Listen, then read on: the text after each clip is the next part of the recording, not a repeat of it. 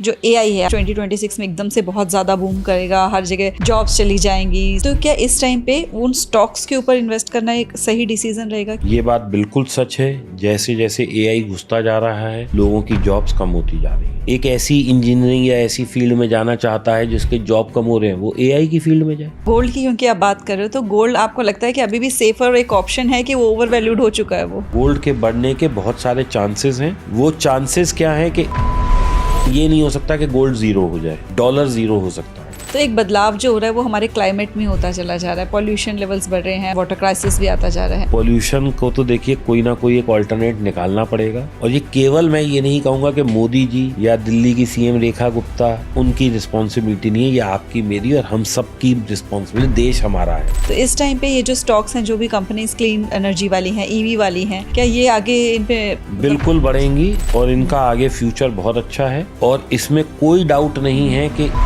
अगर वो माइंडसेट नहीं हो पा रहा तो छोड़ दो, मत करो स्टॉक मार्केट, बेटर है कुछ और करो। आजकल वो जो बिटकॉइन है, जिसका अभी तक यही माइंड में कंफ्यूजन रह रहा था कि वो गैम्बलिंग गेम है कि वाकई एक सेफ इन्वेस्टमेंट ऑप्शन है। मैंने अपना निजी रूप से जो पैसा लगा रखा है वो 3 से 5% ऑफ माई टोटल इन्वेस्टमेंट्स है। क्यों? मैं ये मान के चल रहा हूँ कि किसी भी दिन जीरो हो सकता है।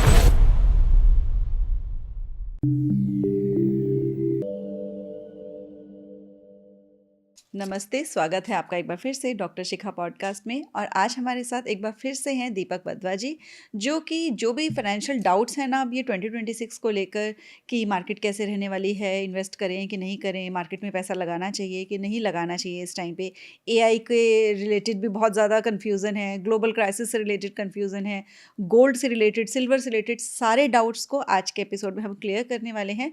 और आप कैसे वेल्थ क्रिएशन की तरफ बढ़ सकते हैं इन सब अनसर्टेनिटीज़ के बीच में भी, वो भी बहुत क्लियरली हम समझेंगे।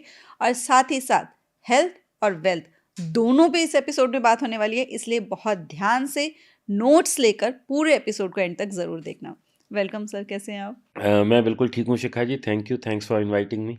जी, तो आपका पहला पॉडकास्ट भी जो हमारे साथ था वो सबने बहुत पसंद किया था, और कई सारे सवाल थे लोगों के, और कई लोग डिमांड कर रहे थे कि दोबारा आपके साथ एक एपिसोड आए, तो इसीलिए आज फिर हम आपसे बहुत सारी चीज़ें सीखने वाले हैं, स्पेशली 2026 से रिलेटेड, क्योंकि अब बहुत सारी चीज़ें आ रही हैं मार्केट में, और मतलब बहुत सारी ऐसी खबरें भी आ रही हैं कि मार्केट में ये हो सकता है, वो हो सकता है।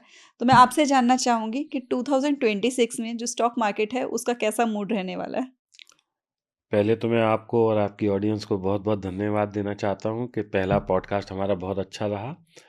और दोस्तों, मैं आप लोगों से रिक्वेस्ट भी करना चाहूँगा कि शिखा जी के चैनल को ज़्यादा से ज़्यादा प्यार दें, क्योंकि बहुत मेहनत करती हैं ये और बहुत इन्फॉर्मेटिव कंटेंट लेके आती हैं।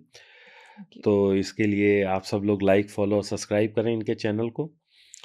और दूसरा, जैसा कि आपने कहा 2025, मैं समझता हूँ 2025 एक बहुत ही बेहतरीन साल रहा, मेरे लिए रहा, और मैं आशा करता हूँ सबके लिए रहा होगा। क्योंकि over a period of time हम लोग सब ना डेवलप हो रहे हैं। डेवलप का मतलब है सब सीख रहे हैं, अपनी गलतियों से समझ रहे हैं। और जिन लोगों का लॉस रहा 2026 में ट्रेडिंग में ज़्यादातर, तो मैं समझता हूँ उनके सीखने में या कहीं भी जो उनका प्रयास था उसमें कहीं ना कहीं कमी रही है। तो एक कहावत मैंने कहीं सुनी थी या पढ़ी थी कि असफलता या का प्रयास है कि जो एफर्ट्स थे उसमें कमी रही, पूरे प्रयास, पूरे यत्न प्रयत्न से नहीं करे गए। अब हम आते हैं 2026 पे कि कैसा रहेगा। देखिए, ये किसी को नहीं पता कैसा रहेगा, लेकिन हाँ, फाइनेंशियल टर्मोइल्स रहेंगे। चाइना अपने आप को सुपर पावर दिखाना चाहता है, यूएस अपने को दिखाना चाहता है, रशिया भी पीछे नहीं है। और इन सब की ये मकड़ जाल में इंडिया कहीं ना कहीं फंस रहा है। अगर वो यूएस से दोस्ती करता है तो रशिया को तकलीफ है। हमारे संबंध चाइना से भी बहुत अच्छे नहीं है, लेकिन चाइना और रशिया एक किट्टी में हैं। तो कुल मिला के, और ब्रिक्स में हम रशिया, चाइना, हम साथ हैं, इंडिया। तो क्या है ये ना, कई उसमें बट गई है दुनिया। और इसमें क्या है, फाइनेंशियल टर्मोइल्स आते रहेंगे। ऐसा नहीं होगा कि मैं ये कह पाऊँ कि बाजार बहुत ऊपर जाएगा या नीचे जाएगा। लेकिन यहाँ थोड़ी सी एक समझने वाली ज़रूरत क्या है, वो ये है शिखा जी, कि कोई भी आप इन्वेस्टमेंट करते हैं कभी भी, तो एक सारी इन्वेस्टमेंट एक साथ नहीं करनी। अगर आपके पास 10 लाख रुपए हैं तो टुकड़ों में करिए, 10 लाख को 1 साल में डिवाइड करिए। आपको क्या ज़रूरत है पूरा पैसा आप एक बार में डालें? This is one. सेकंड, अब पहले क्या होता था कि हम सिर्फ एफडी करते थे, फिर म्यूचुअल फंड की वो आ गई। अब मैं ये कहता हूँ कि पूरी बास्केट फुल ऑफ जो वो है इन्वेस्टमेंट्स, आप उसमें इन्वेस्ट करिए। आप एफडी भी करिए थोड़ी सी, आप म्यूचुअल फंड भी करिए, आप गोल्ड भी करिए, आप प्रॉपर्टी भी करिए, पीपीएफ में भी डालिए, डेट में भी डालिए, सब इंस्ट्रूमेंट्स में थोड़ा थोड़ा डालिए। इक्विटी में थोड़ा ज़्यादा डाल दीजिए क्योंकि वहाँ रिटर्न बहुत अच्छा मिलता है और पीछे हमने कई सालों से देखा भी है। लेकिन गोल्ड का भी रिटर्न बुरा नहीं है। गोल्ड भी आप देखिए कितना अच्छा है, और मैं तो सबसे कहता हूँ भाई गोल्ड लो, तो एक तो इन्वेस्टमेंट भी हो गई और घर की लक्ष्मी भी खुश हो गई। आपकी पत्नी खुश रहेगी तो आप भी खुश रहेंगे, तो दोनों काम आपके हो रहे हैं। और जब हम छोटे छोटे थे तब से हम अपने बूढ़े बुजुर्गों से सुनते हैं, आप भी सुनती होंगे, पंजाबियों में खासकर आड़े वक्त काम आएगा। तो आड़ा वक्त क्या होता है, मैं तो नहीं कहता कि कोई आड़ा वक्त है, लेकिन हाँ, gold has proven it's value over a period of time. मेरी शादी के वक्त 25 साल पहले आज से 4,000 रुपये था, और आज देखिए 1,30,000 का आंकड़ा पार करने को तैयार है गोल्ड। चांदी उस वक्त 4 या 5,000 रुपये किलो थी, और आज 1,25,000 1,80,000 रुपये किलो है। तो क्या रिटर्न है, मतलब कितनी मैसिव रिटर्न है ये, आप सोच के देखिए। तो कुल मिला के बात क्या है कि सारे इंस्ट्रूमेंट्स अच्छे हैं, सिर्फ टाइमिंग का गेम है कि आप सबसे पीक पे घुस रहे हैं और वो नीचे आता है तो आपको लॉस होता है, आप नीचे घुसते हैं और वो ऊपर जाता है तो प्रॉफिट होता है। अब हम नोएडा में बैठे हैं, आज हम सोचे तो आज 4 लाख रुपए गज की जगह है। आज 4 लाख पे हम लें और वो 3 आ जाए तो हमें लगेगा भाई हमारी 25% वैल्यू टूट गई, लेकिन आज से 5 साल पहले यही 1.25 लाख रुपए गज थी। तो it is all game of timing. सोने में कोई आज घुस जाए और वो 10,000 क्रैश कर जाए तो उसे लगेगा मेरा नुकसान हो गया, लेकिन जो 1 लाख से घुसा हुआ है वो तो फिर भी फायदे में है। बिल्कुल सही बात कही आपने। तो गोल्ड की क्योंकि आप बात कर रहे हो, तो गोल्ड आपको लगता है कि अभी भी सेफ़र एक ऑप्शन है कि वो ओवर वैल्यूड हो चुका है वो? देखिए, गोल्ड कभी भी ओवर वैल्यू नहीं होता, इसीलिए कहावत बनी है ना कि गोल्ड की चमक कभी फीकी नहीं होती, सोने की चमक हमेशा अच्छी होती है। तो गोल्ड कभी भी ओवर वैल्यूड नहीं है। गोल्ड, हाँ, ये हो सकता है कि यहाँ से मुझे अगर पिछले 1 साल में वो 30% बढ़ा है तो अब शायद 5 ही परसेंट बढ़े, या हो सकता है 2 साल ना बढ़े, या हो सकता है 2, 5, 10% गिर भी जाए। मैं ये कभी भी नहीं कहता कि हाँ जी आज ले लो और ये इतना बढ़ेगा, कभी भी नहीं, क्योंकि मैं कोई प्रिडिक्शन नहीं कर सकता, मैं कोई भगवान नहीं हूँ। लेकिन जो इस वक्त बाजार का एक माहौल चल रहा है वो ये बता रहा है कि हाँ, गोल्ड के बढ़ने के बहुत सारे चांसेस हैं। वो चांसेस क्या हैं कि एक, चाइना जो है वो सारा गोल्ड खरीद रहा है और वो अपने डॉलर बेच रहा है।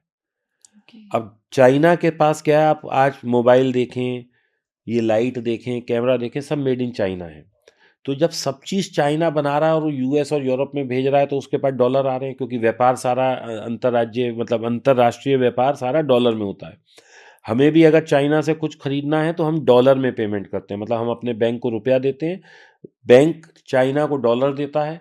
तो अब क्या है, चाइना क्योंकि सारी दुनिया में हर चीज़ एक्सपोर्ट कर रहा है तो उसके पास डॉलर इकट्ठे होते जा रहे हैं। अब डॉलर किसकी करेंसी है? यूएस की।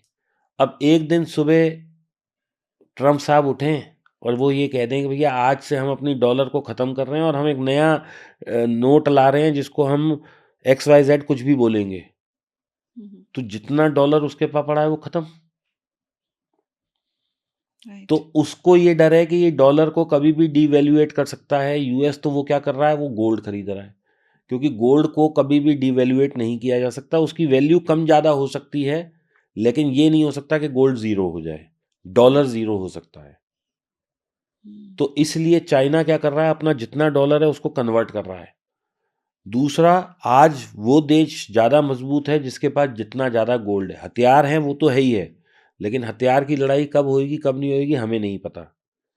इंडिया और यूएस कब लड़ेंगे हमें नहीं पता, इंडिया और चाइना कब लड़ेंगे हमें नहीं पता, लेकिन ये दोनों अपने आप को ऊपर दिखाने की कोशिश तो करते रहेंगे ना। तो ये कैसे होगा?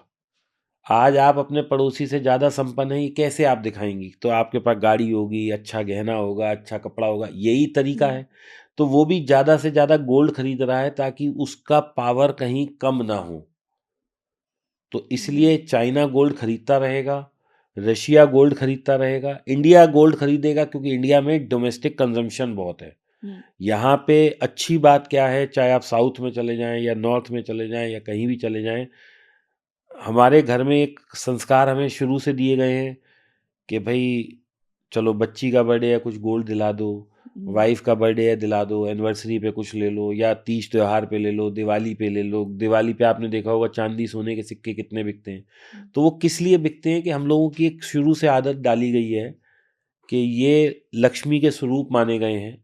अगर हम माइथोलॉजी को या अपने पुरानी ग्रंथों को वो करें, और पहले आपने देखा होगा कि चल मैं प्रसन्न हुआ ये ले मेरे सोने चांदी की माला ले ले, ऐसा हमने पिक्चरों में देखा था। तो शुरू से दे होल्ड अ वैल्यू, सोना चांदी हीरे जवाहरात। तो मुझे नहीं लगता कि गोल्ड अपनी चमक खोने वाला है। गोल्ड हाँ ये हो सकता है कि 2 5 10 20% करेक्ट हो जाए, तो मैं कहता नहीं, लेकिन कोई ऐसा नहीं है कि 50,000 ही वापस आ जाएगा, वो तो मैंने कभी देखा नहीं है। क्योंकि पिछले जब से मेरी शादी हुई है तब 4,000 था, फिर 6,000 हुआ, लेकिन 6,000 के बाद 4 कभी नहीं आया। राइट।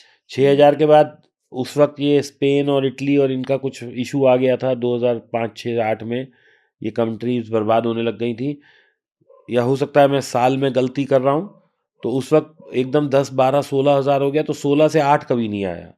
16 से धीरे धीरे बढ़ता हुआ अब 30 32 हज़ार हो गया, तो कभी भी 10 वापस नहीं आया।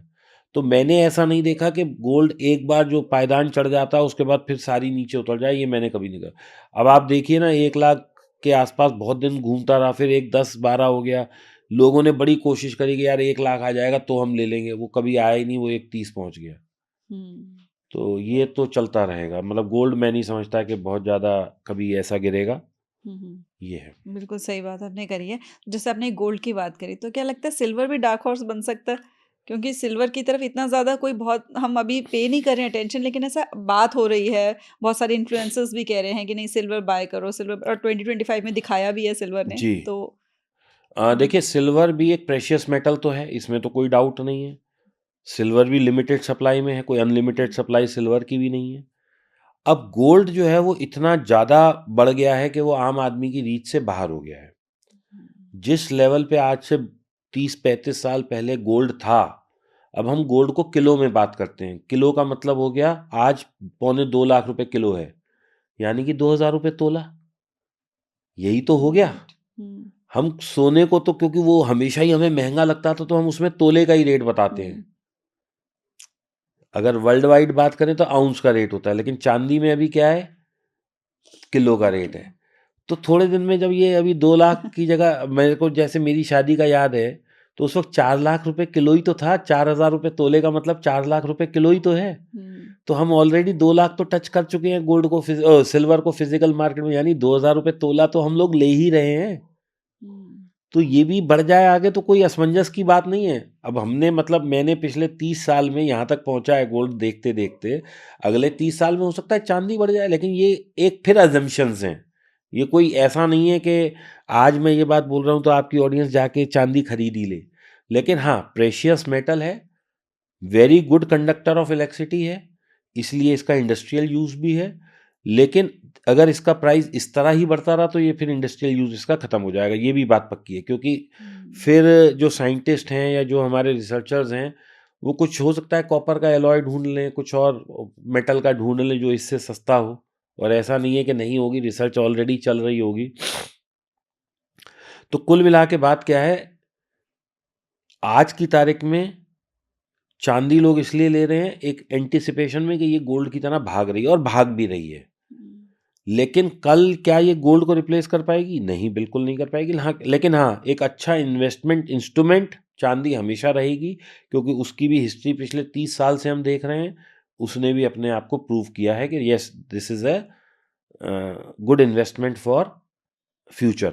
सेकेंडली, चांदी एक अच्छा प्रोस्पेक्ट क्यों है कि अब तक क्या होता था, आप किसी भी बैंक में जाइए, मन्नापुरम और एक ये मुथूट फाइनेंस करके 2 कंपनियां, IIFL गोल्ड भी है, ये सब कंपनियां गोल्ड रखती थी और आपको उसके अगेंस्ट में लोन देती थी।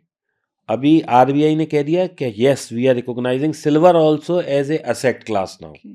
तो अब आप अपनी चांदी भी गिरवी रख सकते हैं, क्योंकि उसकी भी वैल्यू इतनी ज़्यादा हो गई ना। तो जब आरबीआई रिकॉग्नाइज कर रहा है, देश रिकॉग्नाइज कर रहा है, तो मैं और आप भी करने चाहिए फिर। बिल्कुल सही बात है। जी। तो अगर जैसे भी आप बात कर रहे थे कि यूएस में कुछ ऐसा हो जाए, यूएस की बात आई, तो यूएस में ऐसे कह रहे हैं कि आगे रिसेशन भी आ सकता है या फिर इकोनॉमी स्लो हो जाएगी। तो उस टाइम पे जो हमारे इंडियन इन्वेस्टर्स हैं, वो कैसे सेफ रहें? क्या सेफ ऑप्शंस हैं उनके पास इन्वेस्टमेंट के?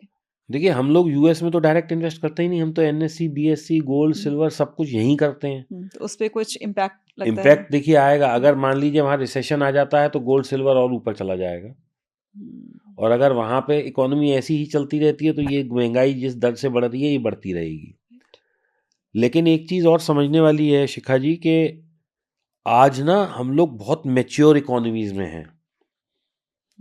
आज ये जो ट्रम्प साहब चिल्ला रहे हैं पिछले 1 साल से ऑलमोस्ट कि हम टैरिफ लगा देंगे, हम सैंक्शंस लगा देंगे, हम इंडिया से ये कर देंगे।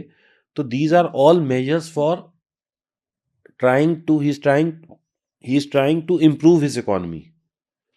देखिए, कोई भी राष्ट्रपति वो वहाँ के हैं, जैसे मोदी जी जो भी करेंगे वो अपने देश के हित में करेंगे। पुतिन अपने देश के हित में करेगा, चाइना अपने देश के, तो ट्रम्प साहब अपने देश के हित में कर रहे हैं क्योंकि उनकी इकोनॉमी वाकई सबसे इस वक्त स्लो में, मतलब वो धीरे चल रही है।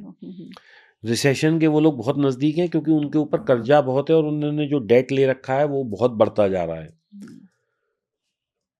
और सबसे बड़ी बात जो है यूएस में, एक और चीज़ है कि यूएस के नेटिव लोग इतना नहीं कमा रहे जितना कि बाहर से आके लोग कमा रहे हैं। जैसे इंडियंस वहाँ पे बहुत हैं, चाइनीज़ हैं, क्योंकि नेटिव अमेरिकन तो बहुत कम पॉपुलेशन है, बाहर के लोग ज़्यादा हैं वहाँ, जो माइग्रेंट्स हैं वो ज़्यादा हैं। अब मान लीजिए इंडिया का कोई लड़का है, वो वहाँ कमा रहा है, तो वो अपने माँ बाप को पैसा भेजता है, तो वहाँ का पैसा तो यहाँ आ रहा है ना, यहाँ का पैसा वहाँ नहीं जा रहा।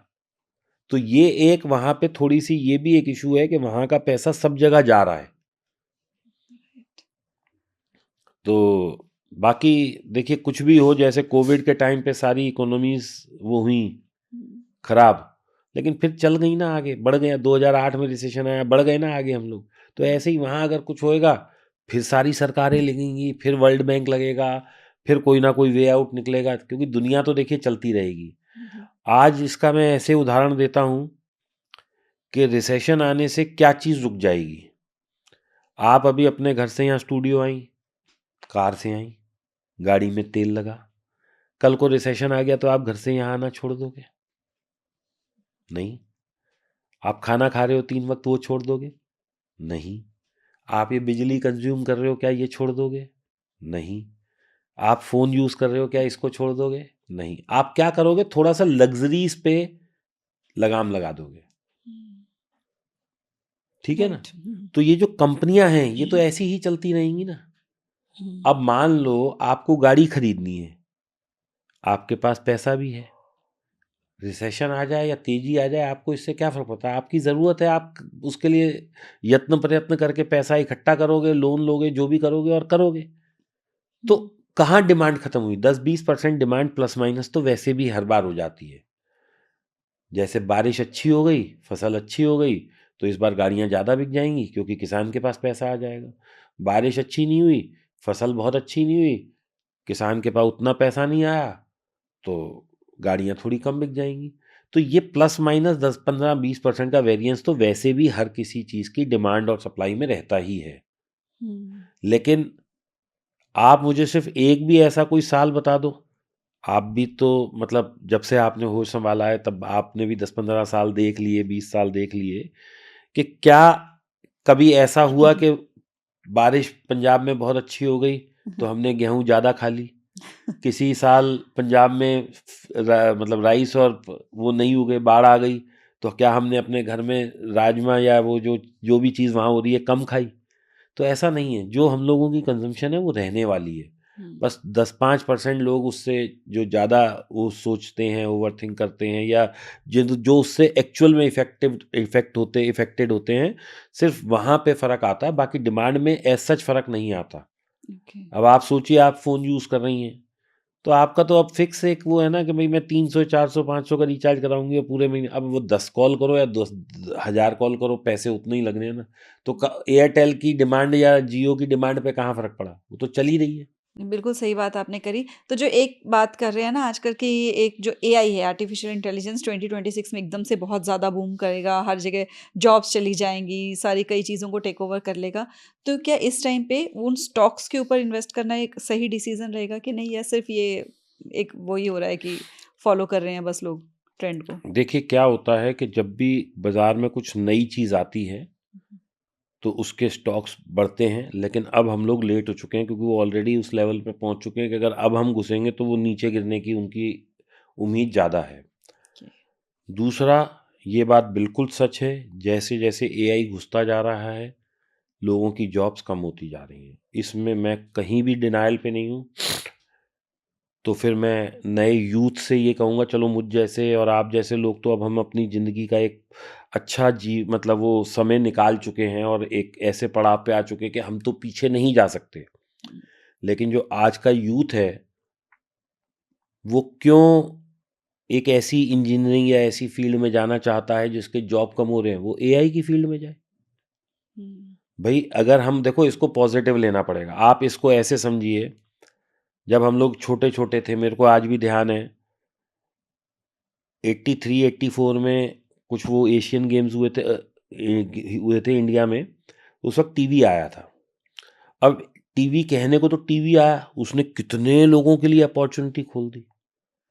हुँ, एंटीना बनाने वाली कंपनी का भी काम चल गया, केबल वाली का भी चल गया, टीवी के कितने प्लांट सेटअप हो गए। अब एक-एक प्लांट में 2-2 5-5 10-10 हज़ार लोग नौकरी करते थे।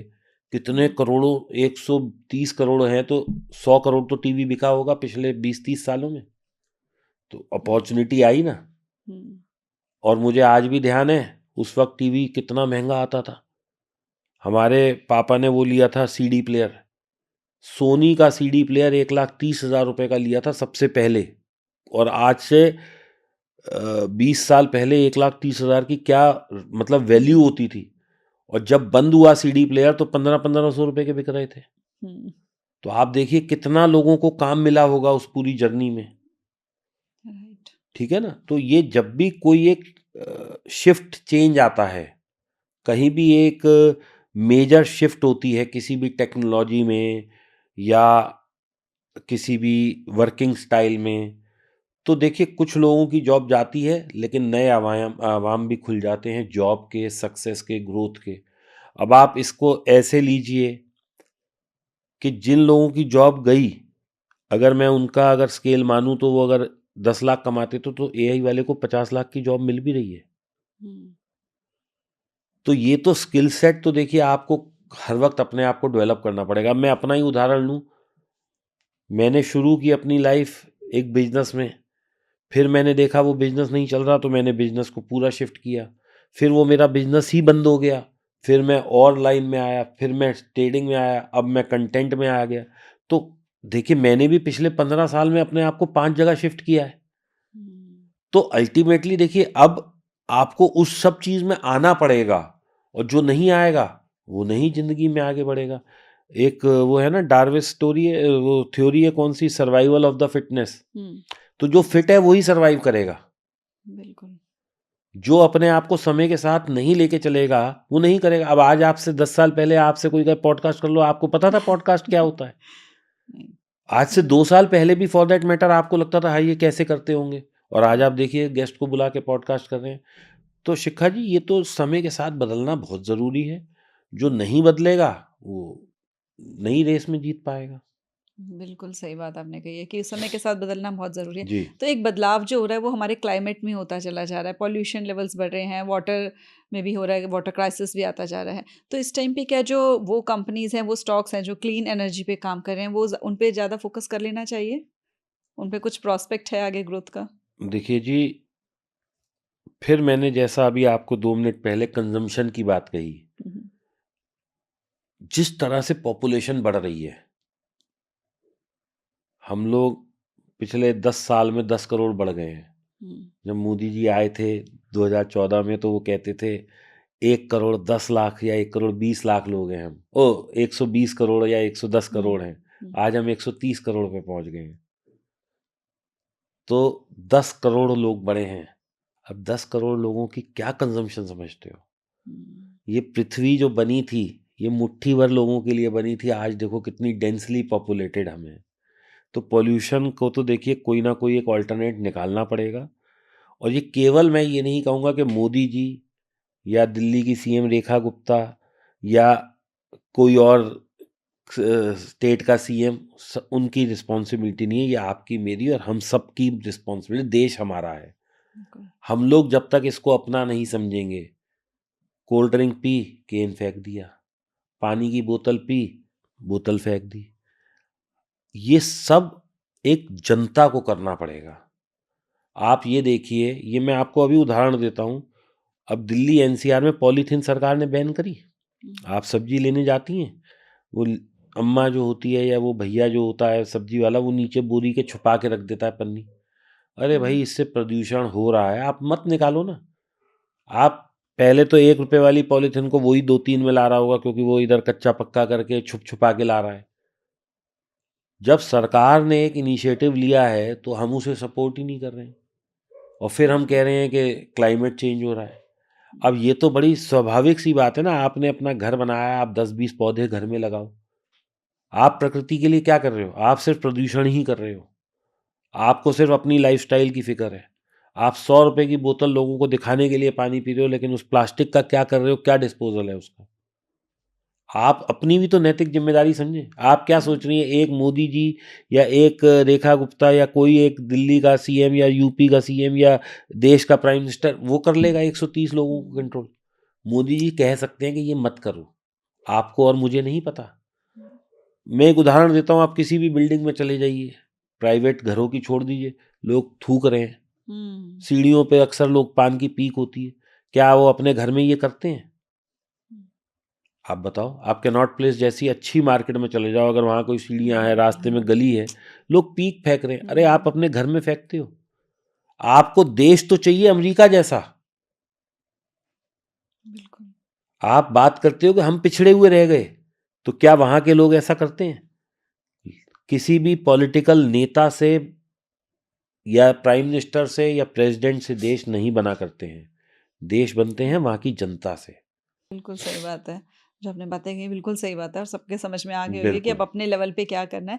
तो हम बात कर रहे थे ये कि तो जो जैसे ये सारी चीज़ें आ रही हैं सिचुएशन, तो अगर हम बात करें स्टॉक मार्केट की, तो इस टाइम पे ये जो स्टॉक्स हैं, जो भी कंपनीज़ क्लीन एनर्जी वाली हैं, ईवी वाली हैं, क्या ये आगे इन पे मतलब बिल्कुल बढ़ेंगी, और हुँ, इनका आगे फ्यूचर बहुत अच्छा है। और इसमें कोई डाउट नहीं हुँ, है कि ईवी सेक्टर भविष्य का सेक्टर है, वेस्ट मैनेजमेंट भविष्य का सेक्टर है। जितनी भी ये वेस्ट मैनेजमेंट की कंपनीज हैं, इनके शेयर वाकई अच्छे चल रहे हैं और आगे भी चलेंगे। हुँ, लेकिन फिर मेरा एक इसमें और भी सुझाव है लोगों से, कि वेस्ट मैनेजमेंट कंपनी की जगह आप उसमें तो आप पैसा लगाना चाह रहे हो और उसको इन्वेस्ट करके बढ़ाना चाह रहे हो। 130 करोड़ की जनता है, आपके घर में 4 लोग हैं, बस आप इतना ही कर दो कि मैं 4 पेड़ लगाऊंगा। मैं ये नहीं कहता करोड़ों पेड़ लगाने हैं आपने, हर आदमी एक एक पेड़ लगाए, पॉल्यूशन ये तो वैसे ही खत्म हो जाएगा। कूड़ा है कहाँ? हुँ, जंगल कटते जा रहे हैं, सोसाइटीज और लैंड डेवलपमेंट होती जा रही है। अब हम नोएडा में बैठे हैं, आज हमें कितने देखो कंक्रीट जंगल दिख रहा है। आज से 30-35 साल पहले तो यहाँ आदमी आते हुए डरता था रात को, इतना वो जंगल खेत होते थे सब। तो डेवलपमेंट की कॉस्ट भी फिर हमें ही देनी पड़ेगी ना। हुँ। हमें हवा तो चाहिए बिल्कुल पहाड़ों वाली, और 5 एक्यूआई और 2 एक्यूआई की, लेकिन जिस तरीके से हमारी पॉपुलेशन बढ़ रही है, तो डेवलपमेंट की कॉस्ट तो हमें ही देनी है ना फिर। हुँ, राइट। बिल्कुल सही बात आप कर रहे हो कि अपनी तरफ से इनिशिएट भी लेना है, और जो बस आपने स्टॉक्स भी बोले हैं कि इन कंपनीज़ के जो हैं वो प्रॉफिटेबल रह सकें आगे प्रॉफिटेबल रह चल के। सकते हैं। और साथ ही जैसे मैं वाटर क्राइसिस की बात कर रही थी, तो इसका क्या इम्पैक्ट जो एग्रीकल्चर वाले स्टॉक्स हैं या जो रियल एस्टेट वाले स्टॉक्स हैं, उन पे भी पड़ सकता है आगे चल के? देखिए, अगर वाटर क्राइसिस जिस तरह से वाटर टेबल डाउन जा रही है, हुँ, तो खेती होएगी कैसे? हुँ, चावल उगेगा कैसे जब पानी नहीं होगा?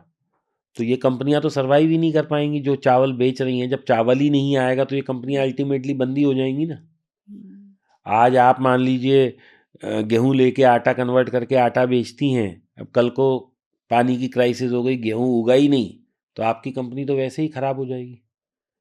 तो हुँ, इसलिए इनका तो ये देखिए ये सब ना आपस में जुड़ी हुई हैं। बारिश अच्छी होगी, फूड एंड ये एग्रीकल्चर मतलब सेक्टर अच्छा करेगा। बारिश ठीक नहीं हुई तो इनकी प्रॉफिटेबिलिटी कम हो जाएगी। हम्म। तो ये तो होएगा ही।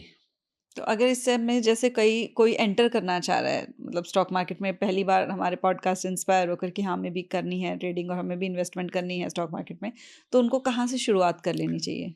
देखिए अब क्या है, मार्केट बहुत एक्सपेंसिव होते जा रहे हैं। हम्म। तो मैं सबसे ये कहता हूँ कि भाई स्टॉक मार्केट से दूर रहिए। हालांकि मैं खुद एक full time stock market trader हूँ, लेकिन मैं फिर भी सबसे कहता हूँ भाई दूर रहो। और अगर आपको इस मार्केट से पैसा बनाना है तो रादर देन कि आप खुद घुस के लॉस लो और अपना टाइम लगाओ, एफर्ट लगाओ, अपनी मैन पावर और अपनी कैपेसिटीज़ को कहीं और यूटिलाइज करो। और जो थोड़ा थोड़ा पैसा वहाँ से कमा रहे हो उससे म्यूचुअल फंड ले लो, ईटीएफ्स ले लो, गोल्ड ले लो, जब इसमें ज़्यादा पैसा जुड़ जाए कोई प्रॉपर्टी ले लो। इस तरीके से मैनेज करो अपने पैसे को। राइट। अगर आपको पूरी नॉलेज है, पूरा आपको पता है किस तरह करते हैं, आप लॉसेस नहीं ले सकते, और आपको इतना ज्ञान है कि आप अपने पैसे को बहुत वाइजली मैनेज कर लोगे। हम्म। इसके अलावा कहीं लॉस हो रहा है तो छोटा लॉस लेके निकलना, क्योंकि लोग क्या होता है लॉस में बैठे रहते हैं, क्योंकि उसके लिए बहुत भयंकर माइंडसेट चाहिए।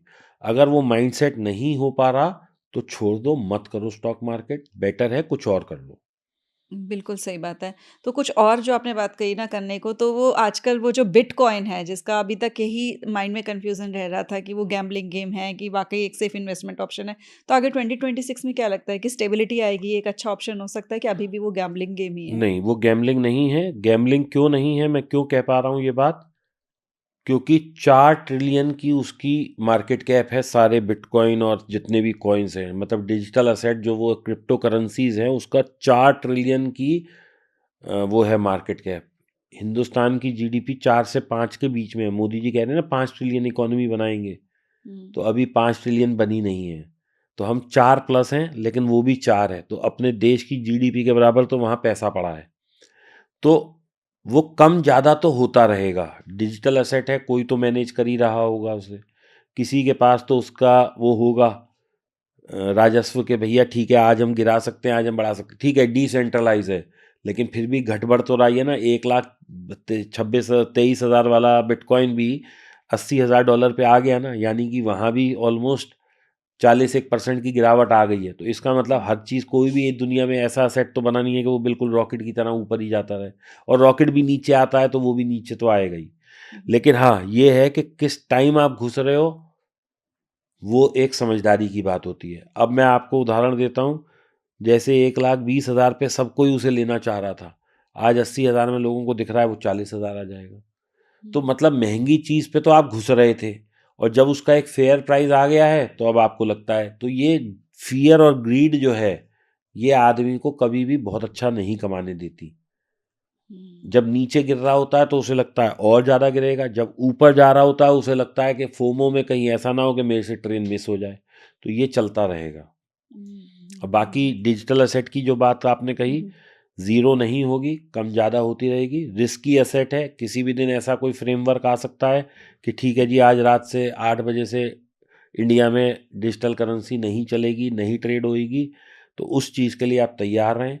मैंने अपना निजी रूप से जो पैसा लगा रखा है वो 3 से 5% ऑफ माई टोटल इन्वेस्टमेंट्स है, या 7 होगा ज़्यादा से ज़्यादा, 10 से कम ही है। क्यों? मैं ये मान के चल रहा हूँ कि किसी भी दिन ज़ीरो हो सकता है। आप सब लोग भी अपना विवेक का इस्तेमाल करें। ज़ीरो हो सकता है, कोई बड़ी बात नहीं है। पिछली परफॉर्मेंस देख के आगे की यात्रा नहीं तय की जा सकती।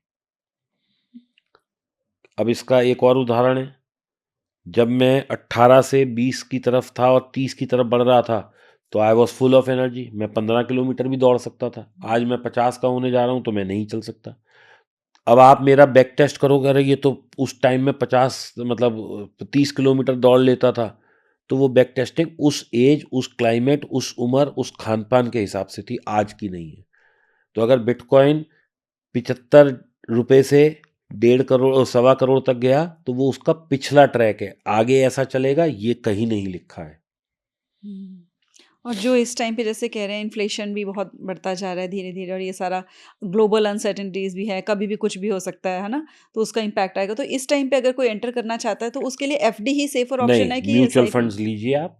ओके। और अगर आपका देखिए, अब इसमें भी शिखा जी क्या है कि हम किस टाइम पे घुस रहे हैं वो तो इम्पोर्टेंट है ही, हुँ, लेकिन हमारा विज़न कितना लंबा है वो ज़्यादा इम्पोर्टेंट है। अब आपको अगर 1-2 साल के लिए पैसा रखना है तो मैं कहूँगा एफडी में रखिए, कुछ मिलेगा ही ऊपर। हुँ, अब आज मान लीजिए आपने म्यूचुअल फंड में पैसा डाला और आपको 2 साल बाद पैसा चाहिए वो, या आपका विज़न ही 2 साल का है, तो हो सकता है यहाँ से मार्केट 20% करेक्ट हो जाए तो आपकी रकम टूट जाएगी। आप हुँ, गोल्ड में घुस रहे हैं, अगर आपका विज़न 2-5 साल से कम का है, तो मत घुसिए गोल्ड में। तो ये डिपेंड करता है कि आपका गोल कितना बड़ा है। अब आपको अपने बच्चों के लिए प्लानिंग करनी है, तो आप म्यूचुअल फंड ज़रूर लीजिए। आपको आपकी बच्ची है उसके लिए लेना है, हाँ जी, गोल्ड लीजिए। अभी भी काम आएगा, वो जब तक बड़ी होएगी पहनेगी, शादी में भी आप उसे दे दीजिए। तो goal is more important than what we are doing today. आप प्रॉपर्टी लेती हैं या प्लॉट लेना है, आपके पास, आप घर में तो रह ही रहे हो, आप प्लॉट लेते हो, क्या सोच के लेते हो? यार अभी लगाते हैं 10-5 साल में बढ़ जाएगा, यही सोचते हो ना आप। ये तो नहीं कहते कि मुझे 3 महीने बाद बेचना है। हुँ, तो कैसे जो है आपकी निर्धारित होती है कि गोल क्या है? जब आपका विजन उतना लंबा होगा। हुँ, अगर आपको छोटे टाइम फ्रेम में उस पैसे की नीड है तो आप सिक्योर इंस्ट्रूमेंट्स में लगाइए। अगर आपके पास टाइम बड़ा है प्ले करने के लिए, 10 साल, 20 साल, 30 साल, तो इक्विटीज़ में लगाइए, गोल्ड में लगाइए, बिटकॉइन में लगाइए और सिल्वर में लगाइए। तब आप ये रिस्की इंस्ट्रूमेंट्स में लगाइए।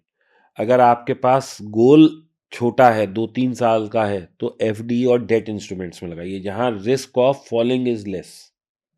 बिल्कुल सही बात है। और वेल्थ क्रिएशन की अगर हम बात करें, अभी कोई करना चाहता है अपनी वेल्थ क्रिएट, तो इस टाइम पे उसका पोर्टफोलियो कैसे डाइवर्सिफ़ाई होना चाहिए? देखिए, अगर आपको, मैं इसमें एक सिंपल सी कैलकुलेशन बताता हूँ कि आपके हुँ, पास 1 लाख रुपए और आपको अगले वाले 30 साल के लिए ये इन्वेस्ट करने हैं। हुँ, हम 2-5 साल की नहीं कर रहे हैं, हम 30 साल लॉन्ग टर्म की बात कर रहे हैं। तो आप इसमें से 20% जो आपका पैसा है वो लगाइए आप लार्ज कैप म्यूचुअल फंड्स में। ये एफडी से थोड़ा बेहतर हैं, गिरते भी कम हैं, बढ़ते भी कम हैं। तो कभी भी आपको कोई इमरजेंसी हो तो सबसे पहले इसको तोड़िए और पैसे की ज़रूरत को अपनी पूरा करिए। हुँ, उसके बाद ये हमने 20% लगा दिया इसमें, मतलब 1 लाख था तो 20 हज़ार लगाया, यानी 20% लग गया। उसके बाद आप 30% थोड़ा हाई रिस्क में चले जाइए, जिसमें कि आप मिड कैप में लगाइए, तो 50% आपका पैसा खप गया। 15% आप और थोड़ा हाई रिस्क में लगाइए और वो स्मॉल कैप मीडियम फंड में लगाइए। अब आपने क्या किया, लार्ज भी लगा दिया, मीडियम भी लगा दिया, स्मॉल भी लगा दिया, यानी कि अगर बाजार में 5,000 कंपनी है तो 5,000 में से ऑलरेडी 3,000 कंपनियों में आपका पैसा लग चुका है। हुँ, जो बेस्ट कंपनीज हैं उसमें वो म्यूचुअल फंड में होंगी, वो लग गया। तो आपने पूरे बाजार के स्फीयर को पैसे में कर लिया। पैसा कितना लग गया आपका? 20%, 30% और 15%, यानी कि 65% पैसा हुँ, आपका लग चुका है। अब बच गया कितना? 35%। अब इस 35% को आप 3 भाग में या 4 भाग में डिवाइड कर दीजिए। एक भाग आप लगाइए गोल्ड में, एक भाग लगाइए सिल्वर में, एक भाग लगाइए बिटकॉइन या क्रिप्टो करेंसी में, और एक भाग जो बच गया, आप कहेंगे ये कैसा मूर्ख आदमी है जो मैं बताने जा रहा हूँ कि ये आप कह रहे हो इन्वेस्टमेंट है। हाँ, वो इन्वेस्टमेंट है, उसको बोलते हैं इंश्योरेंस। आप मेडिक्लेम में पैसा लगाइए, आप हेल्थ इंश्योरेंस पे लगाइए, आप लाइफ इंश्योरेंस पे लगाइए। मैं लेट हो गया ये सब समझने में, लेकिन आज मैं सब जितने भी यंग लोग हैं, जितने भी लोग आगे अपनी ज़िंदगी को शुरू कर रहे हैं, आपको टर्म इंश्योरेंस आपके पास होना बहुत ज़रूरी है, क्योंकि लाइफ अनसर्टेन है, नहीं पता कल क्या हो जाए। दूसरा, कोविड के बाद से हमने देख लिया कि एक बार आप अस्पताल में गए, 5-7 लाख रुपए का बिल ऐसे ही बन जाता है। छोटी-छोटी बीमारियाँ जो पहले 2-3 लाख में, जिनका मतलब जैसे हार्ट अटैक हुआ तो 1.5-2 लाख में काम हो जाता था, आज वो बिल 10 से 15 लाख हो गए हैं। तो आपके पास कहाँ से आएगा इतना पैसा उस इमरजेंसी की केस में? तो आप इसको इन्वेस्टमेंट ही समझें। ठीक है, इसकी कोई रिटर्न नहीं है, लेकिन 5 से 10% अगर आप लगा रहे हैं तो इतना 90% में कमा रहे हैं कि इसको खर्चे को बियर कर सकें। तो इसको ज़रूर करिए। और दोस्तों, मैं आपको एक और चीज़ बताता हूँ, और आप सब लोग इसके लिए शिखा जी को थैंकफुल करिए रहिएगा, क्योंकि जो मैं बताने जा रहा हूँ वो बहुत इंपॉर्टेंट और बहुत लेसन ऑफ लाइफ है। कोई एक बच्चा है, वो 18-20 साल का है, नौकरी लग गई, तो उसे सबसे पहले अपना टर्म इंश्योरेंस लेना चाहिए, कम से कम 1 करोड़ का। अब अगर उसने टर्म इंश्योरेंस 20 साल की उम्र में लिया 1 करोड़ का, और हो सकता है तो उसका जो प्रीमियम बैठे वो 6-7 हज़ार रुपये साल का बैठे। अगर वो 24 साल में 1 करोड़ का लेता है, तो ये जो टर्म इंश्योरेंस का प्रीमियम है उसका 1 करोड़ का, वो हो सकता है 15 हज़ार हो जाए। आज मेरी उम्र 49 होने जा रही है, अगर मैं 1 करोड़ का लेता हूँ तो मुझे देने पड़ेंगे 3 लाख रुपए प्रीमियम के, कम से कम भी। क्यों? क्योंकि मेरी लाइफ जैसे जैसे आगे बढ़ रही है, रिस्क बढ़ रहा है। जब मैं 18 का हूँ, मेरे को कोई बीमारी नहीं है, आज मेरे को sugar, BP, lifestyle disease, stress, सब कुछ हो सकता है। ठीक है ना? हार्ट अटैक की प्रोबेबिलिटी जितना आदमी की एज होती है बढ़ जाती है। तो कुल मिला के बात क्या है कि आपको टर्म इंश्योरेंस लेना है और आपको एक हेल्थ इंश्योरेंस लेना है, यानी कि मेडिक्लेम लेना है। ये 2 इंश्योरेंस आपको बहुत ज़रूरी चाहिए। इसके लिए आप जो 1 लाख में से 5 से 7 हज़ार रुपये खर्च करें, इसको आप खर्चा ना समझें, इसे भी इन्वेस्टमेंट समझें। क्यों? 10 साल मान लो आपने 10-10 हज़ार रुपये दिए मेडिक्लेम के, तो कितने हुए? 1 लाख रुपये। और भगवान ना करे आपको 11वें साल में कोई बीमारी हो गई जहां आपको 15 लाख रुपए का बिल आया और वो कंपनी ने दे दिया, तो आपके लिए तो वो 1 लाख के सामने 15 लाख इन्वेस्टमेंट ही हो गई ना। आप इसको ऐसे, जब आप इतना पॉजिटिव लेने लगेंगे इंश्योरेंस को, और मैं कहूँगा ये देश की विडंबना है कि आज 10% लोग भी हमारे यहाँ इंश्योर्ड नहीं है। तो इंश्योरेंस के लिए बहुत आपको मेहनत करनी है। और आप मेरे से अभी पूछ रही थी सेक्टर वेस्ट मैनेजमेंट के, इंश्योरेंस में भी, इंश्योरेंस सेक्टर में आप लोग निवेश करें, क्योंकि इंश्योरेंस तो अभी खुला है, अभी तो इसमें इतने मतलब ग्रोथ का स्कोप है। जैसे जैसे एजुकेशन बढ़ती जाएगी, जैसे जैसे अवेयरनेस बढ़ती जाएगी, लोग और अपने आप को इंश्योर करेंगे। राइट। मैं आपसे ये पूछने ही वाली थी कि ना आपको एआई के अलावा अब कौन सा लगता है नेक्स्ट सेक्टर जो इंश्योरेंस ये है। लगता है मुझे। राइट, बिल्कुल सही बात है कि जैसे जी, जैसे अवेयरनेस आएगी अब, मुझे क्योंकि भाई ईवी से बेटर इंश्योरेंस लगता है। ईवी क्यों नहीं लगता? हम्म, हमें ये तो दिख रहा है कि वो कार से पॉल्यूशन नहीं हो रहा, लेकिन वो जो लेड और उसमें क्या नाम है, जो जो केमिकल यूज हो रहे हैं टू मेक दैट बैटरी, वो इतने हजर्डियस हैं कि हमें ये आगे देखना 5-7 साल बाद कोई बड़ी बात नहीं है कि ईवी सेक्टर ही बंद हो जाए, क्योंकि उसको कहाँ डिकम्पोज करेंगे हम? लेड जो निकाल के हम लगा रहे हैं, या फॉस्फोरस लगा रहे हैं, या जो जो हम केमिकल्स को यूज़ कर रहे हैं, वो तो इतने हजर्डियस हैं कि वो तो हम पानी में डाल दें तो पानी जहरीला हो जाए, पानी आप नहीं पी सकते। हम्म, बिल्कुल सही बात है। तो क्या 2026 राइट टाइम है मार्केट में एंटर करने का, कि अभी रुक जाना चाहिए सारा थोड़ा? टाइम बिल्कुल सही है, आज ही घुसना है। जब भी आप सोचें कि कल बेहतर होगा, कभी बेहतर नहीं मैंने देखा। हमेशा यही फोमो रहता है कि यार उस वक्त ले लिया होता तो अच्छा होता। राइट। अच्छा, बिगिनर्स के लिए क्या स्ट्रैटेजी सही रहती है? क्योंकि मैंने कई बार देखा है कि कुछ लोग वो ऐप इंस्टॉल करते हैं और इन्वेस्टमेंट करनी शुरू करते हैं, फिर उनको बहुत अच्छा लगता है, अरे 10 रुपए बढ़ गया, चलो बेच देते हैं, अभी कर देते हैं, तो वो ठीक है उनके नहीं, लिए वो कि? ठीक नहीं है। हम्म। वो ठीक क्यों नहीं है? कि वो लोग एक एडिक्शन में फंसते जा रहे हैं। बेटर है म्यूचुअल फंड रूट से जाइए, 2-5-10 हज़ार 20 हज़ार जो भी हर महीने लगाना है, वो म्यूचुअल फंड में लगाइए। क्योंकि एक बार अगर आपको ये जो है आदत हो गई ना, 10 रुपये बढ़ गए, 20 रुपये बढ़ गए, 50 बढ़ गए, आप अपने काम को छोड़ के आप इसमें घुस जाएंगे। क्योंकि देखिए, एडिक्शन ऐसे ही होती हैं चीज़ों की। जैसे कोई बच्चा सिगरेट पीता है, वो कहता है मैं तो महीने में 1 बार पी लेता हूँ, दोस्तों से मिलता हूँ तो पी लेता हूँ। वो कब आदत में कन्वर्ट हो जाता है और वो कब बीमारी में कन्वर्ट हो जाता है और वो कब इतना फैटल हो जाता है कि आपको उससे निकलना मुश्किल हो जाता है, ये पता ही नहीं लगता। आप देखिए ना, कोई आदमी पहले एक बार दोस्त से मिला, आज मैंने पी ली, फिर मैंने ज़्यादा पी ली, फिर ये कर लिया, तो वो क्या है? मतलब दैट इज़ ए फैक्ट, मतलब एडिक्शन में फंसते जा रहे हो ना आप। तो ऐसे ही ये भी एक नशा हो जाता है। बिल्कुल इससे सही। नहीं घुसना इसमें। इस बेटर कि म्यूचुअल फंड में घुसिए, छोटा आएगा, छोटा जाएगा, लेकिन आप खुद कहाँ उतना कमा पा रहे हो जितना म्यूचुअल फंड दे रहे हैं, ये भी तो देखिए ना। बिल्कुल सही बात है, आपने सही बोला कि एक हैबिट बन जाएगी। तो अगर हम हैबिट्स की बात करें कि कौन सी ऐसी 3 टॉप आपको फाइनेंशियल हैबिट्स लगता है कि आगे से हम लोगों को फॉलो करनी शुरू कर देनी चाहिए? एक कहावत है, सेव फॉर रेनी डेज। आज अगर मैं 100 रुपये कमा रहा हूँ तो मुझे 20 रुपये सेव करने ही करने हैं, चाहे मुझे उसके लिए अपने खर्चे की कटौती करनी पड़े। आज मैं सेव नहीं करूँगा तो आगे भविष्य को अच्छा नहीं मान सकता मैं। अभी तो एक कोविड आया, 1 साल लोग घर बैठे थे, आगे पता नहीं क्या-क्या देखने को मिले। तो हम ये तो नहीं कह सकते ना कि अब कोविड आ गया, अब 100 साल तक कोई बीमारी नहीं आएगी, ये तो हो ही नहीं सकता। और इसके अलावा आपको कुछ ऐसा लगता है कि जो लोग अब आगे है ये वाली जो फाइनेंशियल, क्योंकि अभी जैसे 2026 में कह रहे हैं कि जो अनसर्टेनिटी, ग्लोबल क्राइसिस, ये सारे और ज़्यादा और ज़्यादा दिख रहे आएँगे, बढ़ रहे यस। हैं, तो क्या चीज़ें हैं जो संभल के चलने की ज़रूरत है?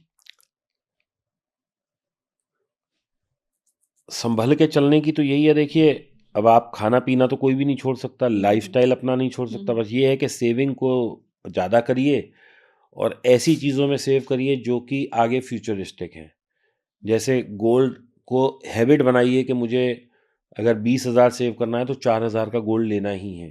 तो ये फिज़िकल लें कि नहीं, ईटीएफ में ले लिए, 4,000 में फिज़िकल में कुछ नहीं आता, हुँ, क्योंकि हुँ। मेकिंग और लेबर चार्ज ही इतना लग जाएगा कि वो बहुत ज़्यादा आपको पेन पॉइंट बन जाएगा।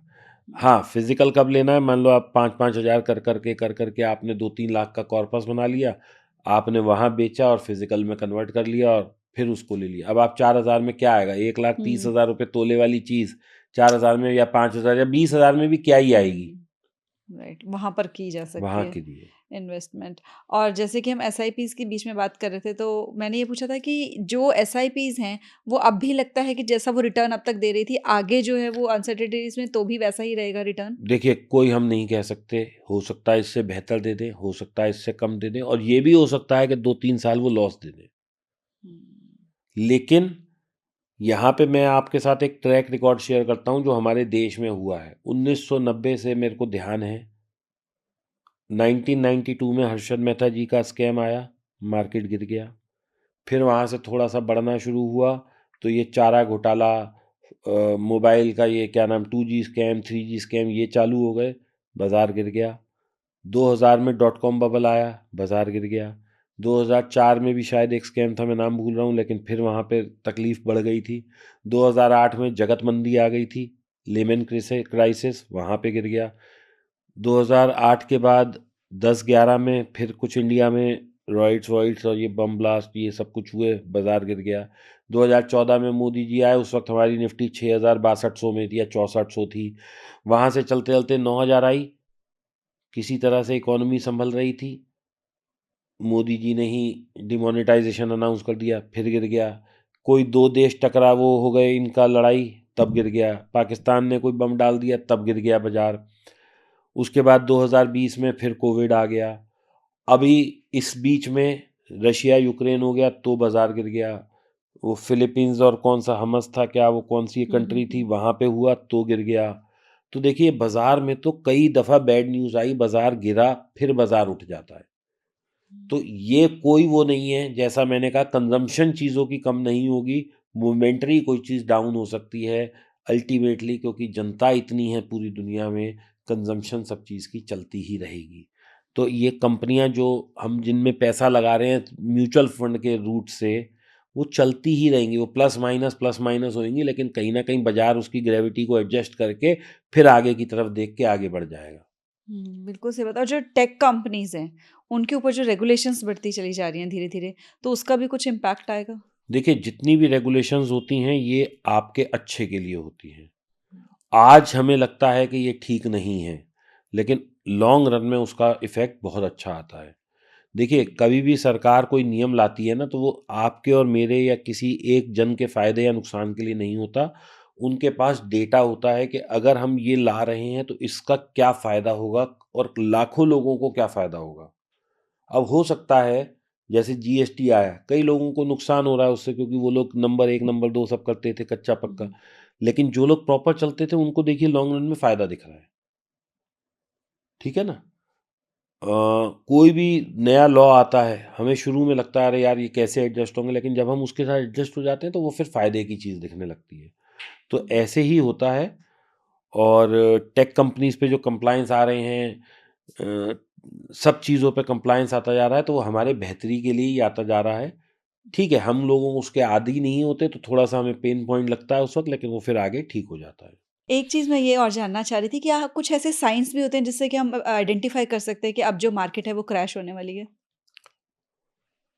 देखिए, कुछ लोग ऐसा बोलते हैं, मैं इसको नहीं मानता हूँ, ना मैं ऐसी कोई प्रेडिक्शन कर सकता हूँ। मैं हुँ, तो कहता हूँ भाई चार्ट देखो, चार्ट में जहां दिखे कि 2 दिन का लो कट रहा है, इसका मतलब मंदी चालू है।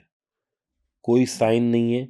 मैं कहता हूं आप अपने दिमाग का इस्तेमाल करें, क्यों दूसरे की सुननी है। आप चार्ट को देखो, हर चीज चार्ट में दिख रही है ना। जो भी प्राइस का मूवमेंट हो रहा है वो चार्ट में दिख रहा है। तो मैं क्यों किसी पंडित को मानूं, जो मुझे सामने दिख रहा है उसे ना मानूं, और मैं किसी बात सुन लूं। बहुत सारे लोग होते हैं वो स्टॉक मुझे ही रिकमेंड करने लगते हैं। तो मैं उनसे कहता हूँ भाई तुम पे कोई स्टडी है? नहीं, मैंने सुना था। अरे तू दूसरे की सुन रहा है, अपनी भी तो देख ले। तो मैं इन चीज़ों में नहीं मानता शिखा जी। मेरा मानना ये है कि आप अपने स्टडी को मजबूत करें, अपनी नॉलेज को मजबूत करें। और इसका मैं एक सीधा सा एग्जांपल देता हूँ। आप सेब लेने जाते हैं, वो आपसे ठेले वाला कहता है जी 200 रुपया। आप कहते हो नहीं भैया मैं 160 में लूंगा। वो आपके पास 160 का दिमाग कहाँ से आता है? दो एक जगह पूछ के आता है ना। तो वो क्या है, आपने कहीं से नॉलेज ली, फिर आपने उसे यूज किया, यही तो है। आप सेब तो 200 रुपये किलो का 200 में नहीं लेते, आप उसमें भी 20 रुपये बचाने की कोशिश करते हो। लेकिन आप अपने लाखों रुपए जो है किसी भी एरे गहरे के कहने से आप लगा देते हो कि भाई ये शेयर अच्छा है, ये चीज़ अच्छी है, ये अच्छी है। भाई अपनी रिसर्च करो ना। और रिसर्च कहाँ से करें, कहाँ से रिसर्च बेस्ट आपको नॉलेज मिलती है? यूट्यूब पे बहुत सारा डेटा मिल जाएगा। आप किताबों को पढ़िए, यूट्यूब को देखिए, और फिर आपको लग रहा है मान लीजिए ये गिरने वाला है, मैं तो सिंपल सी बात कहता हूँ, तो आप उसको 15 दिन देख लो, गिरता है तो आपको इसका मतलब एक एजुकेशन स्टडी मिल गई। अगली बार फिर वैसा बनेगा, फिर कर लेना। क्योंकि मैंने आज तक कोई भी चीज़ 100 की एक सम ऐसे जाते नहीं देखी। बीच में करेक्शन भी आती है, फिर ऊपर जाती है, फिर नीचे आती है, फिर ऊपर जाती है। तो जब नीचे आए तो आप ले लेना, अगर आपको अच्छी लग रही है तो। बिल्कुल सही बात है। तो आपने बहुत अच्छे से एक ब्लूप्रिंट दे दिया पूरा कि कैसे जी। 2026 में भी हम वेल्थ क्रिएट कर सकते हैं, जहाँ पे it is not about NEET 2026। अभी ओवरऑल राइट 2026 है, कल 2027 आएगा। आएगा। चीज़ें यही रहेंगी, दुनिया ऐसे ही हुँ, चलती आई है, ऐसे ही चलेगी। सिर्फ आपको ये देखना है कि आपको अपने पैसे के लिए बेस्ट क्या है। और मैं समझता राइट। हूँ मुझे मेरे पैसे के लिए सबसे बेहतर आदमी मैं ही हूँ। हुँ, जब मैं अपना पैसा, कोई भी आदमी मुझे बता दे कि अपने घर रखने के बजाय पड़ोसी के यहाँ रखा था, नहीं रखता ना। अपने भाई हुँ, के यहाँ रखा था, नहीं रखता। जब अपने बिल्कुल सगे दोस्तों के पास नहीं रखते, आप भाई के पास नहीं रखते, पड़ोसी पे नहीं रखते, तो किसी की भी एडवाइस मान के लाखों करोड़ों रुपए आप कैसे दे देते हो कि भैया मुझे ये कमा के देगा? कोई नहीं कमा के देगा, आप स्वयं अपने लिए कमाएंगे। हुँ। बिल्कुल सही बात बोली और वाक़ई में आपने ये जो ब्लूप्रिंट है सिर्फ़ 2026 बिल नहीं ओवरऑल पूरी लाइफ़ के लिए है कि बिल्कुल अपने जी। फाइनेंस को कैसे हैंडल करना है, स्टॉक मार्केट में कैसे जाना है, कैसे समझना है। यस। बहुत अच्छा आपने एक पूरा क्लैरिटी दी है हर एक टॉपिक पे। एक चीज़ और जो हमारा लास्ट पॉडकास्ट हुआ था तो उसमें आपने ये कहा था कि मैं वेल्थ बिल्डिंग पे काम कर रहा हूँ लेकिन मैं अपनी हेल्थ को थोड़ा-सा इग्नोर कर रहा हूँ आजकल। और कुछ एक लोगों ने बोला भी कि सर हेल्थ इज़ वेल्थ और जी, आप जी। हेल्थ पे ध्यान दीजिए और वो आपने बहुत ही बढ़िया ध्यान बिल्कुल। दिया है और आपने आई गेस 50 केजी ऑलमोस्ट आप बता रहे थे? ऑलमोस्ट 50 केजी मैंने लूज़ कर तो लिया मैं है। चाहती हूँ कि आप ऑडियंस के साथ ये भी शेयर करें कि आपने कैसे ये ट्रांसफॉर्मेशन आपने की है कि हेल्थ पे भी फोकस किया क्योंकि सबसे बड़ी वेल्थ है वो हमारी। देखिए मेरी ना शुगर बढ़ती जा रही थी, क्योंकि हुँ, मेरा वेट बढ़ रहा था, तो मैं खाता भी ज़्यादा था और मेरी शुगर भी बढ़ती जा रही थी। फिर उससे इंसुलिन बढ़ती जा रही थी, और इंसुलिन जब आप ज़्यादा लेने लग जाते हैं तो आपकी किडनी और लीवर पे असर आना शुरू हो जाता है। मेरी वो स्टेज आ गई थी।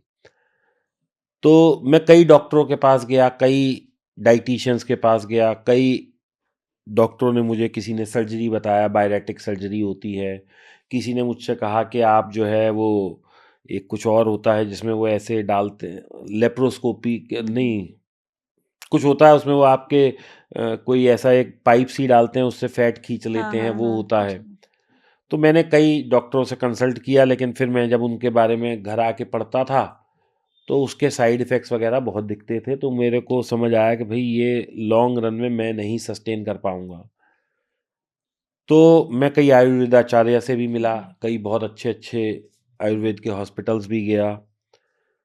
लेकिन कुल मिला के बात जो मुझे समझ आई कि हमारा क्यों वेट बढ़ रहा है या किसी का भी, तो उसमें कुछ चीज़ें होती हैं कि अगर आपको थायराइड है तो वेट बढ़ रहा है, तो आप कुछ नहीं कर सकते, then you are dependent on medicine. लेकिन अगर आपका वेट सिर्फ नॉर्मल बढ़ता ही जा रहा है, बढ़ता ही जा रहा है, तो इसका सीधी सी बात है कि consumption of food is more and consumption of calories is less. यही एक वो है। हुँ। तो मुझे किसी एक समझदार डॉक्टर ने ये समझाया कि आप अपना ना फूड पैटर्न्स को चेंज करिए, ईटिंग हैबिट्स को चेंज करिए। और यकीन मानिए शिखा जी, बस ईटिंग हैबिट्स चेंज करने की वजह से ही मेरा ये वेट अपने आप कम हो रहा है। मैंने इसके लिए कोई यत्न प्रयत्न नहीं किया, मैं कोई जिम नहीं जाता, मैं कोई ऐसा नहीं है कि रोज़ सुबह 1 घंटा वॉक कर रहा हूँ। सिर्फ़ मैंने अपनी ईटिंग हैबिट्स को मोर डिसिप्लिन्ड किया है। वो क्या है कि सुबह 9 बजे के आसपास तक आप 8 बजे से पहले-पहले ब्रेकफ़ास्ट कर लीजिए। इससे लेके 2 बजे के बीच में अगर बहुत ज़्यादा भूख लगे तो खीरा खा लीजिए, टमाटर खा लीजिए, ऐसी चीज़ें जो मिनिमल कैलोरीज़ के साथ हैं। अब सुबह के ब्रेकफ़ास्ट में पहले मैं क्या खाता था, पराठे खाता था। अब मैंने लिटरली आटा और जो चावल है वो ऑलमोस्ट छोड़ दिया है, अच्छा। क्योंकि इसका ग्लाइसेमिक इंडेक्स जो होता है वो बहुत ज़्यादा होता है, तो जैसे ही आप खाते हैं शुगर भी बढ़ती है और आपके अंदर फैट भी बढ़ता है। तो आप हेल्दियर ऑप्शंस पे आ जाइए। अब आप कहेंगे कि ब्रेकफ़ास्ट में क्या खाना है, फिर अगर आपने जी। आटा और वो छोड़ दिया है तो आप बेसन की रोटी खा लीजिए, आप स्प्राउट्स खा लीजिए, ठीक है ना? तो मैं सुबह के टाइम में ये खाता हूँ, फिर मुझे 12-1 बजे करीब भूख लगती है तो मैं सैलेड या फल खा लेता हूँ कोई सा। 2 बजे मैं जो भी खाता हूँ, अब वो जो मेरा मील है that is the most expensive meal of the day. Expensive मतलब महँगा पैसे से नहीं, मेरे को जो मन है मैं वो खाता हूँ। यानी मेरे को छोले भटूरे का मन है तो अब मैं छोले भटूरे खाता हूँ, क्योंकि अब मेरा वेट कम हो चुका है। लेकिन जब तक मैं रिस्ट्रिक्टेड डाइट पे था तो मैं उसमें क्या खाता था, मोस्टली मेरे खाने में चने ज़रूर होते थे, काले वाले। क्योंकि एक तो वो प्रोटीन का बहुत अच्छा सोर्स है, पनीर होता था थोड़ा-सा, दही मैं ज़रूर खाता था और घी का इंटेक मैंने कभी कम नहीं किया। क्योंकि घी आपकी बॉडी के लिए सबसे एसेंशियल कंपोनेंट है। लोग उसको दुश्मन समझने लग हाँ, तो जाते मैं घी हैं। को दुश्मन नहीं समझता। मेरे डॉक्टर ने, मेरे डायटीशियन ने मुझे सजेस्ट किया कि सर ये डाइट लेनी है, पोर्शन कम लेना है। जीभ पे तो देखो ताला लगाना पड़ेगा। फिर 5-6 बजे, क्योंकि फिर इंसान है, हमें भूख लगती है, तो वहाँ पे मैं थोड़े से वो जो पीले चने भुने हुए आते हैं, काले चने भुन के जो हाँ पीले जी, हो भुने जाते हुए हैं, होते हैं जी। आप वो ले लीजिए, थोड़ी-सी मूँगफली ले लीजिए, भुनी हुई या जो फ्राइड नमकीन आती है मूँगफली की, और साथ में ग्रीन टी लेता हूँ। 6 और 7 बजे के आसपास मैं डिनर कर लेता हूँ। उस डिनर में भी फ्रूट्स ही रहते हैं। अच्छा। अब क्योंकि मैं थोड़ा लिबरल हो गया हूँ भई, अब ऑलरेडी कम हो चुका है 50 किलो के आसपास, और अब मुझे नहीं लगता कि उतनी एग्रेसिव डाइट की मुझे ज़रूरत है। जब मैं डाइट पे था तो मैं वहाँ पे क्या लेता था, कोई भी सूप लेता था, और उस सूप में जो एक सबसे एसेंशियल चीज़ हम डालते थे वो क्या कहते हैं उसे, ड्रम स्टिक या मोरंगा ओके, की जो हाँ जी, स्टिक्स आती हैं वो राइट। ज़रूर। टोमेटो सूप में भी डलता था, दाल के सूप में भी डलता था, चने के सूप में भी डलता था, अच्छा। वेजिटेबल सूप में भी डलता था, वो ज़रूर डालते थे। हुँ, क्योंकि उससे आपको बहुत सारे हेल्थ बेनिफिट्स हैं। हुँ, बाकी बहुत एग्रेसिव कोई वॉक नहीं करी मैंने, सिर्फ़ नियम से खाना शुरू कर दिया है कि इसके बाद 10 बजे भूख लग रही है तो मैं नहीं खाऊँगा। हुँ, तो आप अपनी डाइट को डिसिप्लिन करिए। ये देखिए कि जो आप खा रहे हैं, जैसे पहले मैं कोई ही दिन जाता था कि जिस दिन आलू की टिक्की, समोसा, चाट, पकौड़ी या कुछ भी बाहर का खा लूँ, अब वो मैंने सब ब्लॉक कर दिया है। हाँ, बीच में जैसे मेरा कभी बहुत कुछ खाने की टेम्पटेशन होती है, तो आप ढोकला खा लीजिए। मतलब हेल्दी ऑप्शंस अवेलेबल हैं। राइट। आप ज़ोमैटो खोलिए, अब तो कम से कम 50 हाँ, आपको हाँ, दिखेंगे जो सैलेड्स देते हैं, सर। बड़ी टेस्टी सैलेड्स हैं हुँ, उनकी। हुँ, हुँ, तो मैं सैलेड, और उसमें भी क्या था कि किसी से अब वो कैलोरीज़ भी लिखते हैं। तो अगर हुँ, कोई 410 वाली है और 220 वाली है तो मैं 220 कैलोरी वाली मँगाता था। हुँ, हालाँकि वो भी कोई इतनी एक्यूरेट नहीं होती, लेकिन है। बेसन का चीला मैंने ऑलमोस्ट 1 महीना वही खाता रहा हूँ।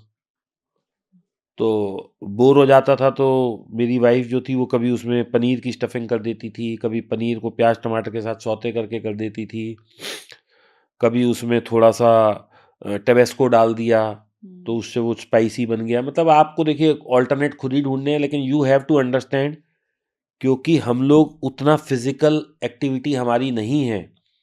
हम लोग क्या है 2500-3000 कैलोरीज़ कंज़्यूम कर रहे हैं, और जो वो है कंज्यूम कर रहे हैं और यूज़ जो है वो मेरे ख्याल से हम 1200-1500 कर रहे हैं। तो राइट। आपको इन दोनों को बैलेंस करना पड़ेगा। जितना आप कंज्यूम कर रहे हैं उतना ही खाइए, या उससे कम खाइए तो वेट ऑटोमेटिकली, क्योंकि ये कुदरत ने इस तरह का आपका शरीर बनाया है कि फैट आपका कंज्यूम होने लग जाएगा एनर्जी के फॉर्म में। बिल्कुल सही बात है। नॉनवेज मैं नहीं खाता हूँ, अंडा मैं नहीं खाता हूँ, दूध मैं नहीं पीता हूँ। चाय मैंने दिन में पहले 6-7 पीता था, चाय का इंटेक बिल्कुल बंद कर दिया है। उससे क्या हुआ, चीनी का इंटेक बंद हो गया। तो शिखा जी, आप यकीन नहीं मानेंगी, पहले मेरी जो शुगर 350 चला करती थी, अब वो मेरी शुगर 100 से ऊपर कभी कभी ही जाती है। अरे वाह! कोल्ड ड्रिंक मैं दिन में पहले 3-4 पी लिया करता था, वो मैंने बंद कर दिया। तो हुँ, जब आप इतना सारा खाना ऑलरेडी बंद कर दोगे तो शरीर में फैट अपना कंज्यूम होके आप पतले होने ही लग जाओगे। हुँ, सेकेंडली, अब मैं आपको बताता हूँ what diet now I am following. सुबह में आप जो अब इस वक्त ले रहा हूँ, और बहुत अच्छी डाइट है, और इससे मेरा वेट निरंतर कम हो रहा है अभी भी।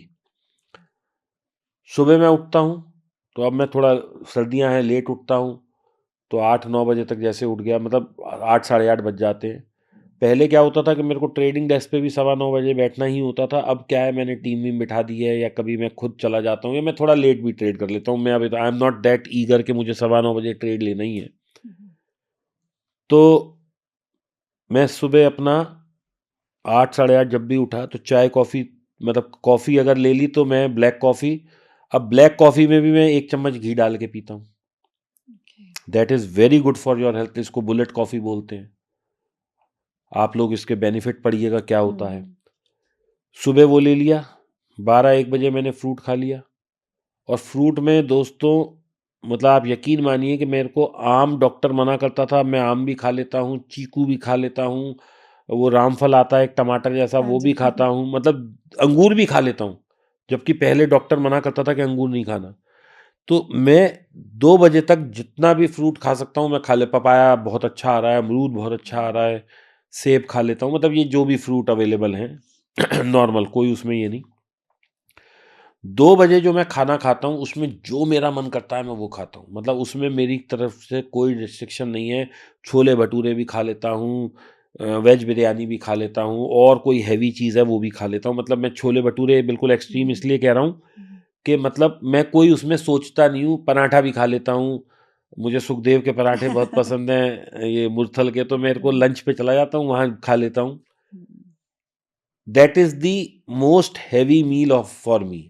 ओके। अब मेरे को 6-7 बजे सिर्फ या तो मैं सैलेड्स खाता हूँ, या फल खा लेता हूँ, या सूप पी लेता हूँ, बस this is how I it is. वो हुँ, 7 बज जाएँ, 8 बज जाएँ, जब भी हो। कई दफ़ा 10 भी बज जाते हैं घर आते, तो बस इतना ही खाना है। हुँ, बीच का जो मील है उसको आप सबसे हेवी खा सकते हैं, इधर और इधर वाला। और कहीं भी मैं जाता हूँ, जैसे मैं बच्चों के साथ रेस्टोरेंट भी जाता हूँ या कुछ है, या अभी मैं ट्रैवल भी कर रहा था, तो आप टेबल पे बैठे हैं, सबके साथ खाना मजबूरी बन जाता है। तो आप नान, रोटी, राइस ना खा के बस सब्जियाँ खा लें। हुँ, मिक्स वेज सब जगह मिल जाती है, वो खा लीजिए। अब दाल मखनी है, ठीक है, मैं कहूँगा वो भी हेवी में ही है, लेकिन आप रोटी चावल अवॉइड करके उसको खा लीजिए। स्वीट्स मैं बिल्कुल नहीं खाता हूँ, डेज़र्ट्स मैंने ओके। बिल्कुल बंद कर दी है। जो मैं पहले शक्करखोरा था, मैं बिल्कुल चीनी से दूर हो गया हूँ। तो जब आप इतनी मतलब प्रयास करेंगे तो अल्टीमेटली कंज़म्पशन कम हो रही है, तो शरीर तो पतला होएगा ही। बिल्कुल सही बात है और अपना ध्यान रखना सबसे बस, ज़्यादा ज़रूरी होता है। बिल्कुल। तो ये जो चाय है वो आपने कैसे छोड़ी जो आप कह रहे हो मैं 6-7 कप पीता था और 1 भी कप नहीं पीता अब? अब मुझे अगर वो टेम्पटेशन होती है तो मैं कभी ब्लैक टी, हुँ, ग्रीन टी या ब्लैक कॉफ़ी पी लेता हूँ। हुँ, हुँ, गर्मियाँ थी, अब तो सर्दियाँ आ गई, तो मैं एक आइस अमेरिकानो, मतलब क्या होता है मैं अब समझा देता हूँ आपको। पानी लीजिए, उसमें 2 चम्मच कॉफ़ी डाल दीजिए, 2-5 मिनट उसे उबालते रहिए, वो अच्छे से ब्रू हो जाएगी, उसमें घुल जाएगी, उसको उतार लीजिए, 4-5 ग्लास में बर्फ़ डालिए और उसको डाल दीजिए, चिल्ड पीजिए, बड़ा अच्छा आइस अमेरिकानो बोलते हैं उसे। ओके। और नहीं तो किसी भी कैफ़े में चले जाइए, उनको बोलिए आइस अमेरिकानो दे दो, वो दे देंगे। हुँ, बस आप ये करिए। ग्रीन टी, ब्लैक टी हम पीते आए हैं, आप ग्रीन टी को उबाल लीजिए, वो मतलब ग्रीन टी उबाली नहीं जाती, गर्म जी। पानी में डाल देते हैं, वो ब्रू हो जाती है। उसके बाद उसे ठंडा करके चिल्ड करके पी लीजिए। अगर आपको मीठे की ज़्यादा तलब है तो आप उसमें शुगर फ्री का एक वो डाल दीजिए, शुगर फ्री की गोली डाल दीजिए, उसे पी लीजिए, बहुत टेस्टी लगती है। टेस्ट डेवलप हो जाता है। टेस्ट में ऐसी कोई चीज़ नहीं है कि डेवलप नहीं होती। एक मैं आजकल वो बहुत पीता हूँ, जैसे सूप ने कहा डॉक्टर ने कि सूप, मतलब डाइटिशियन ने मेरी कहा सूप पियो। अब सूप भी पीते पीते आदमी बोर हो जाता है। अब सूप में बटर वटर डाल के पहले जैसे पीते थे तो भाई अच्छा लगता है, अब भाई बगैर बटर के पी रहे हैं। लेकिन मैं फिर भी बटर डाल लेता हूँ, क्योंकि मैं, जैसे मैंने कहा, मैंने घी बिल्कुल नहीं छोड़ा है, घी मैं उसी तरह से इंटेक लेता हूँ। तो इसके लिए एक वो आता है, आप टमाटो जूस आता है, उसको डाल लीजिए ग्लास में, थोड़ा सा पेपर डाल लीजिए, टबेस्को डाल लीजिए। इस ड्रिंक को वर्जिन मैरी बोलते हैं। आप वर्जिन मैरी पी लीजिए, बड़ी टेस्टी लगती है। तो देखिए, ऑप्शंस आपको मिल जाएंगे, थोड़ा सा आपको मेहनत करनी पड़ेगी। ब्रेकफास्ट में कई दफ़ा जैसे बोर हो जाता हूँ, नहीं समझ आता, तो जगह जगह साउथ इंडियन रेस्टोरेंट खुले हुए हैं, किसी में भी जाइए, इडली खा के आ जाइए। राइट। अब मैं कहीं बाहर होता हूँ, जैसे मेरी क्लासेस होती हैं, कभी मैं इधर जा रहा हूँ उधर जा रहा हूँ, अब घर का खाना हर वक्त तो नहीं है कि 12-1 बजे तक फ्रूट खाओ और फिर खाओ।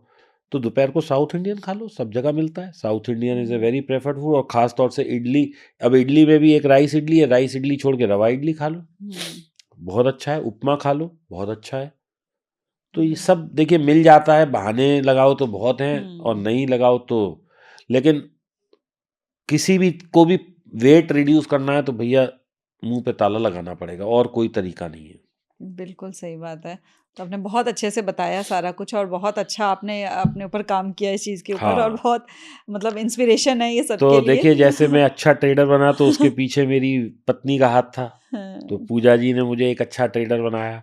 हुँ, ऐसे ही डाइट में भी उनका हाथ ज़्यादा था। हुँ, अगर वो मुझे इस तरह के, अच्छा वो भी क्या करती थी, वो अपना यूट्यूब पे देखती थी कि डाइट का क्या है, तो एक वो बेसन का हुँ, दलिया टाइप भी बन जाता है, नमकीन, वो कई दफ़ा देती थी वो मुझे। कई दफ़ा, अब वो, हाँ, एक चने का सत्तू आता है, that is very hmm, healthy. Yes, अब कई दफ़ा जब गर्मियों में 7-8 बजे मैंने शाम को, वैसे तो वो शाम को मना करते हैं, सुबह पीना चाहिए क्योंकि it is high protein, right. लेकिन आप 6-7 बजे उसे 2 ग्लास मैं वो पी लेता, तो भूख ही नहीं लगती थी 11 बजे तक, तो हुँ, बस हो गया काम। तो अल्टरनेट बहुत हैं। फिर वो बिल्कुल। मुझे उसने, जैसे फ्रूट में भी थोड़ा सा बोर हो जाते थे, तो वो क्या करती थी, अनार लेती थी, उसको थोड़ा सा दरदरा सा ऐसे कूट लिया, तो वो दाने दाने भी आ गए, फाइबर भी हो गया उसमें। उसके ऊपर वो थोड़ा सा सोडा डाल दिया, थोड़ा सा नमक डाल दिया, थोड़ी सी वो शुगर फ्री डाल दी, तो बहुत अच्छी एक ड्रिंक बन जाती है। अब देखिए, मैं हुँ, ये तो नहीं कहूँगा कि जीभ का ही स्वाद है, लेकिन ठीक है, वो भी एक अच्छी ड्रिंक है, वो नहीं पी ठीक, लो। वो हेल्प कर देता है हेल्प एक कर तरीके देता है से, कि भाई नहीं तो चलो, वही होता थोड़ी है सी कि थोड़ा टेम्पटेशन मतलब हाँ, होती है बिल्कुल तो वो सही। कर लो। हेल्दी ऑप्शन के। चलिए, आपने बहुत अच्छे से हेल्थ और वेल्थ दोनों पे हाँ, बताया है सबको, और बहुत सारी चीज़ों की क्लैरिटी मिली है, बहुत सारी इंस्पिरेशन दी है, और thank you so much my अपना प्लेजर। कीमती समय एक बार चलिए। फिर से देने के लिए।